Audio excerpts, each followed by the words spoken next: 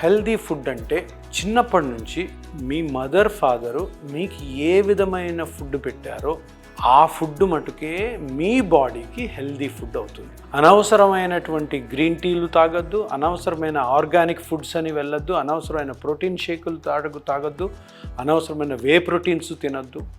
మీరు చిన్నప్పుడు బ్రేక్ఫాస్ట్ ఇడ్లీ, ఉప్మా, దోశ, పొంగలు, వడ అవే తినండి, కొంచెం మితంగా తినండి మీ వయసును బట్టి. లంచ్ రైస్ తింటే రైస్, చపాతీ తినేవాళ్ళు, పుల్కా తినేవాళ్ళు అదే ఆకుకూరలతోటి, నాన్ వెజ్ తినేవాళ్ళు కొంత నాన్ వెజ్ తిని, నైట్ కూడా మీ అలవాటైన ఫుడ్ను మటుకే తినండి తప్పితే ఈ అడ్వర్టైజ్మెంట్లు చూసి పక్కనోళ్ళు చెప్తున్నారని చెప్పి స్ప్రౌట్లు తినడము, పక్కనోళ్ళు చెప్తున్నారని చెప్పి ఇంటర్మిటెంట్ ఫాస్టింగ్ చేయడము, ఎవరో చెప్పారని చెప్పేసి కంప్లీట్ ఫాస్టింగ్లు ఉండడం, వీటి వల్ల మీరు సన్నగా అవుతారేమో కానీ మీ బాడీ మొత్తం కూడాను చెడిపోయి ఆ బాడీలో ఉన్న బ్యాలెన్స్ అంతా తప్పి మీరు అనవసరంగా కొత్త జబ్బులకి లోనవుతారు. ఎందుకంటే బాడీ అన్నది ఒక మెషిన్. మీ పెట్రోల్ బైక్ అయితే దాంట్లో డీజిల్ పోస్తే ఏమవుతుందో ఇటువంటి ఏవైతే నేను చెప్పాను కదా అనవసరమైనవి తినడం వల్ల మీ బాడీలో బ్యాలెన్స్ తప్పి ఆ పెట్రోల్ బండిలో డీజిల్ పోస్తే ఏ విధంగా అయితే ఆ పెట్రోల్ ఇంజిన్ చెడిపోతుందో